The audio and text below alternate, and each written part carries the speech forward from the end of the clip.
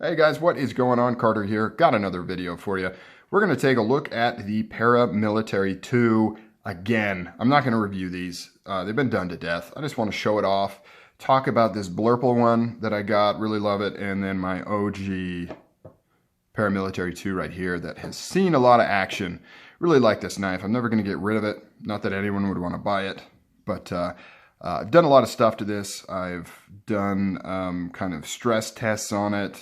I've dropped it, I've sharpened the hell out of it, I've cut a bunch of stuff. You can see the DLC coating has some scratches on it. I've busted some of the screws and got them replaced with the wrong color screws. Carried it a lot, played with it even more. Really like this knife. Still, to this day, if somebody comes up to me and says, hey, I'm looking to get a nice quality knife that I can carry around and use, I'm willing to spend more money than I typically would. What would you recommend?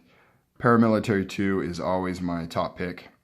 I think it's the best all-around knife for people that want something nice, but aren't necessarily diving headfirst into the knife world, but they want something good, they want something nice, they want something usable. It's lightweight. It comes in a bunch of different colors, steels, sprints, things like that. Easy to carry, nice blade length for everyday use. Flat ground blade, cuts, it slices, but it's still pretty strong. And the compression lock is just fun. It lets people kind of get something different than what they're used to.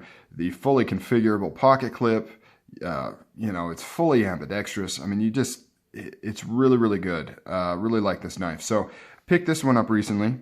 This is, I assume it's a limited edition sprint version.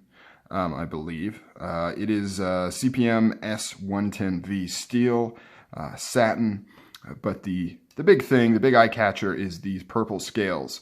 I think they're officially listed as dark blue, but they are pretty purple. Some of that depends on the lighting. In lower light, it looks more dark blue. In brighter light, it looks more purple, and that is because there is some translucency in these scales, which I really love. I don't like the solid blue or solid, you know, whatever colored scales. I like the somewhat translucent property of G10, which is why I also like this one, because you can see in the Digicam, the lighter green is kind of more of a natural G10 color, and you get a little bit of that translucency. It looks really cool. It adds some character and class to it, in my opinion, and it makes it look less like plastic. So I really like that with these scales. And purple, I like purple. It doesn't get enough respect. Purple is a cool, cool color. So I found this actually being in my pocket more than I anticipated. It's just so easy to carry. There's lots of times where I think I'm going to carry something bigger, like a 4Max. I throw it in my pocket. I'm like, okay, carrying it around the house, I play with it, you know, use it for whatever. But then it comes time to go out in public, maybe to the store or, you know, somewhere, and I just think, well, more than likely I'm not actually going to take my knife out and use it. I'm definitely not going to play with it because I don't want to be whipping that thing out in public. Talking about the knife here, guys. So I end up at the last minute just saying, you know what, I'll just throw in the Paramilitary. It's so much lighter, so much easier to carry. I'm probably not going to really use it or play with it anyway. So just so that I have something, I throw a Paramilitary into my pocket last minute. I find myself doing that a lot. It's kind of a good go-to knife. And also for work too, right? It's impressive, it's cool, people like to see it, but it's not overly intimidating and very usable. There's been times where I've carried something a little scarier, a little bigger, and people say, hey, can I use your knife? And I'm a little reluctant to give it to them because I don't want to make a scene. I don't want other people seeing it, you know? I don't want it being a big topic of discussion. So something like this kind of mitigates that a little bit better. Doesn't turn as many heads in a bad way.